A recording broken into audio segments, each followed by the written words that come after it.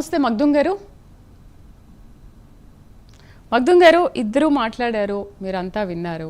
అయితే 300 ఏళ్లకు పైగా భారత్ను మొఘలులు పరిపాలించారు. అయినప్పటికీ కూడా ఎందుకు ఈ భారతీయులన్నా హిందువులన్నా సనాతన ధర్మం అన్నా కూడా ఎందుకు అంత విద్వేషం?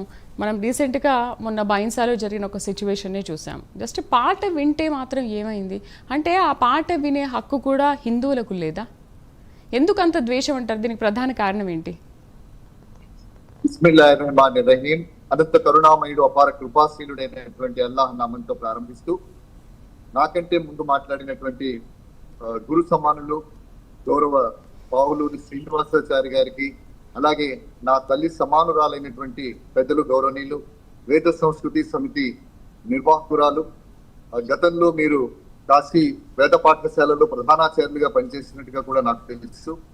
మరి పెద్దలు తంగిరాల విశాలక్ష్మి గారికి, అలాగే సంయోజకురాలిగా కార్యక్రమాన్ని నిర్వహిస్తున్నటువంటి నా చెల్లెలకి ముందుగా అభినందనలు తెలియజేస్తూ, పవిత్ర రంజాన్ మాసం నడుస్తోంది, ఈ శుభాకాంక్షలు మీకు తెలియజేస్తున్నాను.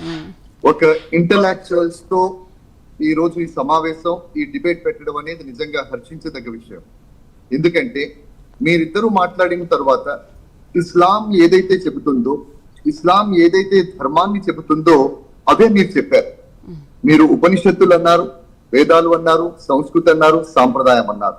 మేము ఖురాన్ అంటాం, హదీస్ అంటాం, హదీస్ ఉల్లేఖనాలు అంటాం. వాటికి వీటికి పెద్దగా తేడా ఏమి తెలియదు.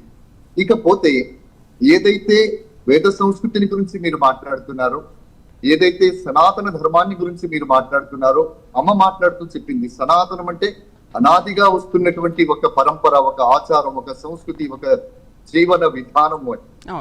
అలాగే మతం అంటే అది ఒక అభిప్రాయం అని చెప్పి అమ్మ చెప్పింది. అయితే ఇస్లాం కూడా చెప్పేది అదే. ఈ విశ్వం ఆవిర్భవించినప్పటి నుండి ఈ విశ్వమానవులందరినీ కూడా ఆయా కాలాలలో, ఆయా యుగాలలో, ఆయా సమయాలలో, ఆయా భాషలలో, ఆయా సమూహాలలో, ఆయా కుటుంబాలలో వాళ్ళందరినీ కూడా సన్మార్గంలో పెట్టడం కోసం సృష్టికర్త అంటే అల్లాహ్ అని మేమంటాం, మీరు భగవంతుడు అంటారు, ఇంకొక పేరులో ఏ పేరుతో పిలిచినా కూడా సర్వేశ్వరుడైనటువంటి వాడు, ఈ విశ్వాన్ని సృష్టించినటువంటి వాడు ఒక్కడే అన్న విషయాన్ని మనం అందరం అంగీకరించక తప్పదు. అయితే ఆయా కాలాలలో, ఆయా యుగాలలో, ఆయా ప్రాంతాలలో 1,24,000 పైచిలుకు ప్రమాణమి ప్రవక్తలని అల్లా తాలా ఈ విశ్వేశ్వరుడు ఈ పుడం మీదకి మానవాళికి ఒక సందేశాన్ని ఇచ్చి ఒక ఉత్తమ జీవన విధానాన్ని బోధించడం కోసం పంపించిన సంగతి దివ్య పురాణ్ చెబుతోంది.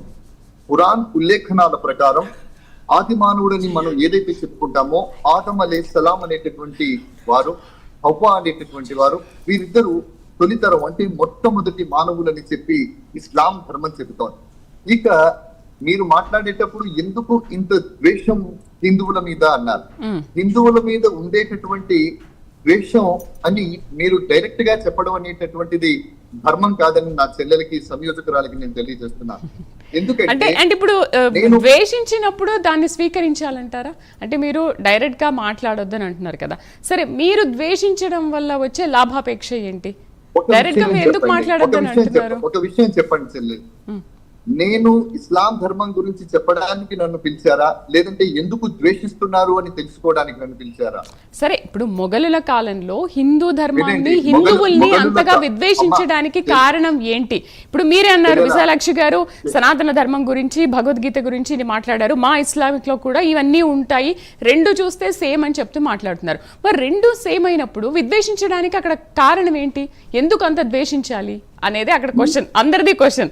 అంటే అందరి తరఫు నుంచి నేను మాట్లాడుతున్నాను, ప్రజలు కూడా ఇదే మాట్లాడుకుంటారు కదా. అమ్మా ఒక విషయం వినండి, మీరు నన్ను ఒక కార్నర్ గా చేసి మొఘలులు ఎందుకు ద్వేషించారు అంటే, మొఘలులు పుట్టిన సమయంలో నేను పుట్టలేదు కాబట్టి మొఘలులు ఎందుకు ద్వేషించి ఉంటారో చెప్పడానికి నా వయసు సరిపోదు. ఒప్పుకోవాలి.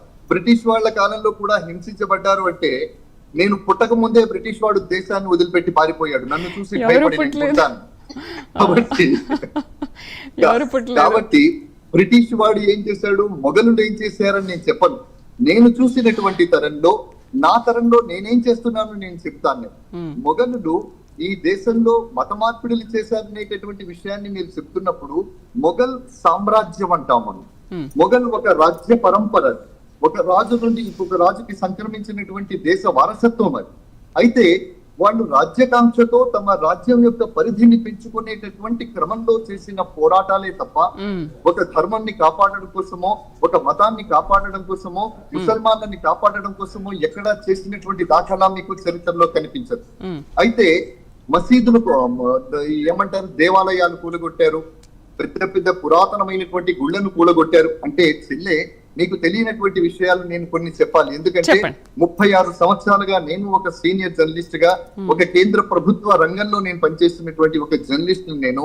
అప్పటికి మీడియా లేని రోజుల్లో మీడియా ప్రెజెంటర్ గా ఉన్నటువంటి జర్నలిస్ట్ నేను. కాబట్టి నేను మీకు చెబుతున్నాను, ఆ రోజుల్లో మసీదులను కూడా కూలగొట్టారు, దర్గాహలను కూడా కూలగొట్టారు. ఎందుకంటే మసీదులను కూలగొట్టడానికి మీకు గోల్కొండ కిలా మీద కూడా మీరు వెళ్లి చూసినట్టయితే గోల్కొండ కిలా దగ్గర ఉన్నటువంటి మసీదును కూడా కూలగొట్టారు.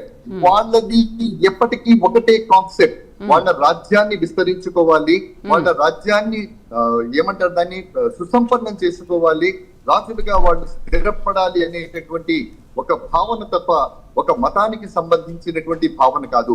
ఒక మతానికి సంబంధించినటువంటిదే వాళ్ళు పోరాటం గనక చేసి ఉంటే ఇప్పటికి కూడా 300 సంవత్సరాలు మొఘళ్ళు పరిపాలించారంటున్నారు కదా, 300 సంవత్సరాలు వాళ్ళు చక్రవర్తులుగా పరిపాలించిన తరువాత ఇప్పటికి కూడా మన భారతదేశంలో ముస్లింస్ అనేటటువంటి వాడు మైనారిటీ వర్గంగా ఉండకూడదు.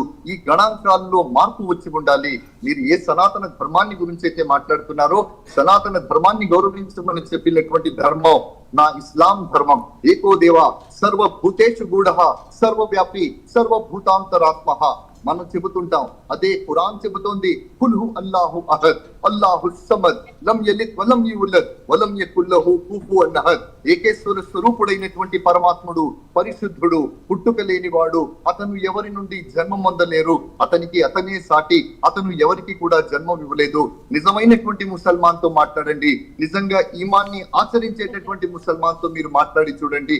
అతనిలో విద్వేషాన్ని ఎక్కడైనా మీరు చూడగలరా? ఎక్కడైనా అతనికి మనమత సహనం లేకుండా జీవించేటటువంటి విధానాన్ని మీరు ఎక్కడైనా చూడగలరా? నా ఇస్లాం ధర్మంలో నా ప్రవక్త ముహమ్మద్ సల్లల్లాహు అలైహి వసల్లం వేరే ధర్మానికి, యూద ధర్మానికి చెందినటువంటి శవం వెళుతున్నప్పుడు లేచి గౌరవంగా నిలబడతారు. పక్కన ఉన్నటువంటి ఆయన అన్నారు, అదేమిటి ఆయన ఇస్లాం ధర్మానికి చెందినటువంటి వాడు కాదు కదా, మీరు ఎందుకు లేచి నిలబడుతున్నారు అంటే నా ప్రవక్త ఇచ్చినటువంటి సమాధానం ఏమిటంటే, ఆయన బతికున్నప్పుడు ఆచరించినటువంటి ధర్మానికి ఆయన సమాధానం చెప్పుకుంటాడు. కానీ ఒక మనిషి వెళ్ళిపోతున్నాడు ప్రపంచం నుండి, ఆయన భౌతికంగా వెళ్ళిపోతున్నాడు కాబట్టి అతనికి గౌరవం ఇవ్వవలసినటువంటి ధర్మం మన మీద ఉందని చెప్పి నేర్పించినటువంటి ప్రవక్త ముహమ్మద్ సల్లల్లాహు అలైహి వసల్లం. గౌరవ చెల్లెలకి నేను చెప్తున్నాను, చాలా బాగా చెప్పారు మగ్దుమ్ గారు. ఎప్పుడు కూడా విద్వేషభరితం, వినండి, ఎప్పుడు ఇస్లాం ధర్మం విద్వేషభరితమైనటువంటి భావనల్ని ఎప్పుడూ నింపదు. ఇస్లాం ప్రేమను బోధిస్తుంది. ఇస్లాం ఈ ప్రపంచానికి కన్నీళ్లని తీసుకురావడానికి కాదు, ఏడ్చేవాడి కన్నీళ్లను తుడవడానికి వచ్చింది. మీరు ఎక్కడో చిల్లర చితగా కొంతమందిని చూసి వాడు వందే మాత్రానికి నిలబడలేదు కదా, వీడు జనగణమన పాడలేదు కదా అంటే, నేను జనగణమన పాడతాను, నేను వందే మాత్రం చెప్తాను. మీకు తెలుసో లేదో, అనేక హైందవ దేవాలయాల్లో జరిగేటటువంటి అనేక కార్యక్రమాలకు వ్యాఖ్యానం చేసినటువంటి చరిత్ర నాది.